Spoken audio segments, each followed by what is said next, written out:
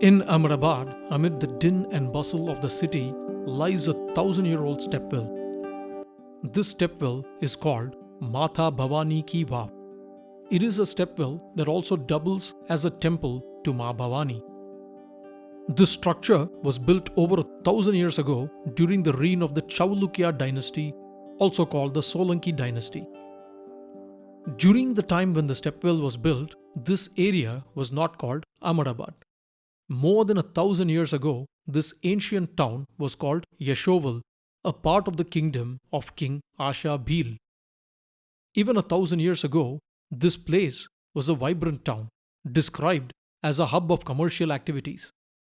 The Solanki Emperor Karna gained control of this region around the year 1074, and these areas came to be called Karnavati. The Solankis in general were prolific builders and built many ancient temples in their own architectural style. It was during the reign of this Emperor Karna that the stepwell was built. Some believe it was not the king but his queen Minal Devi who commissioned this ancient structure. She herself came from the Kadamba dynasty that ruled parts of ancient Karnataka. The stepwell was an elegant way to harvest and save rainwater, especially in the areas that faced water shortages. So stepwells were built in many other places all over the country.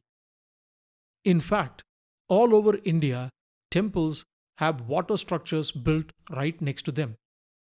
If you visit any temple in South India, you will still see a large body of water adjacent to many ancient temples.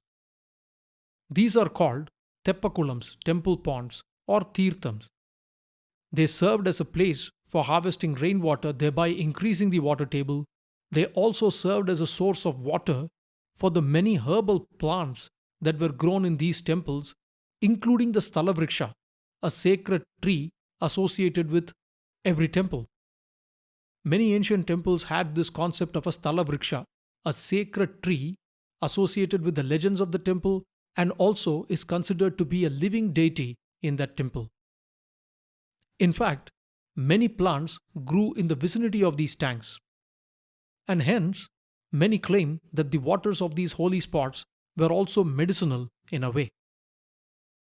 But the important purpose of the waters of this temple was also to spiritually cleanse the aspirant. The waters are often referred to as tirtham. Tirtha is a holy place which is a crossing point, a place where one can cross the material and traverse into the spiritual.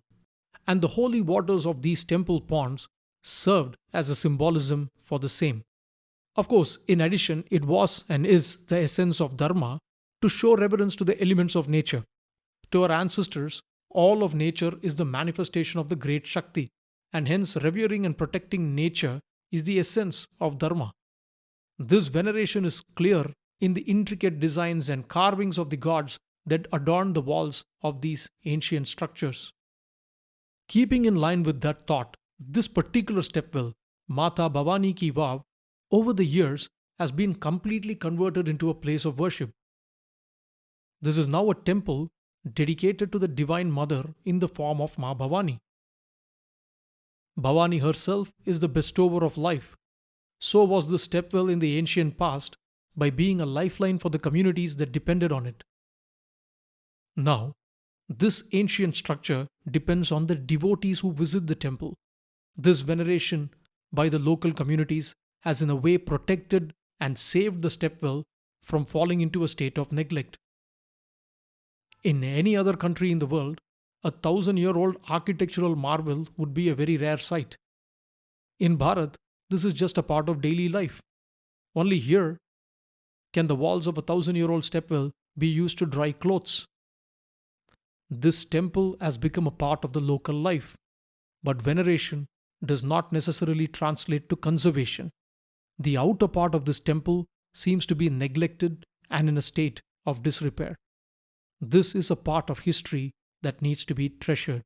As always, the known is a drop and the unknown an ocean. Peace.